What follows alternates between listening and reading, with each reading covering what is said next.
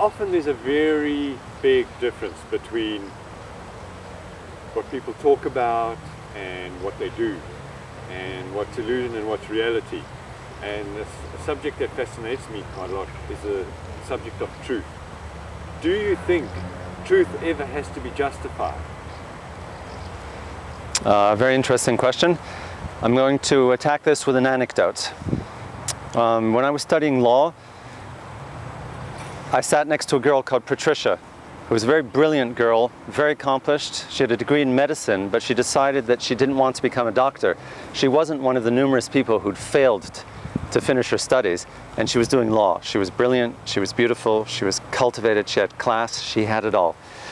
So we had a very nice relationship, we exchanged notes, and it was very fruitful. One day we were in this huge auditorium in a criminal law lecture, and as we bustled out, over 400 students in this bottleneck, there was one girl who had an enraged look on her face, and it was stopping every single student and talking very intensely, to the extent that this huge backlog was building up and people were becoming frustrated.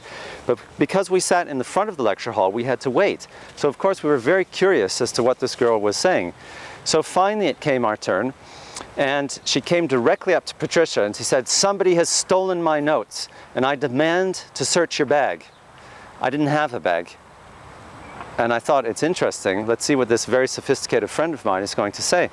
And she said, "Certainly, no problem." She took the things out of her bag, and then to my shock, horror, and amazement, the last item was the girl's notes. And she said, You stole my notes. How dare you?" And she insulted her copiously. And Patricia just listened and said, "Well, have a nice day." And we exited.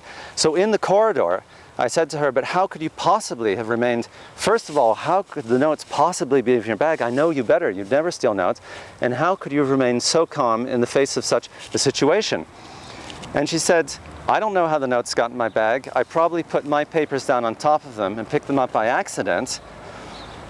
But the truth I have no reason to justify myself." And I understood at that point that she was at a different level of consciousness than me, because I would have vituperated and justified myself, and then when they were found in my bag, I would have been mortified. But she didn't let herself get sucked in. So this anecdote would tend to illustrate that the truth does not need to be justified. When you know something's true, when your consciousness is clean, you don't have any need to justify yourself. In fact, sometimes justifying yourself can be counterproductive.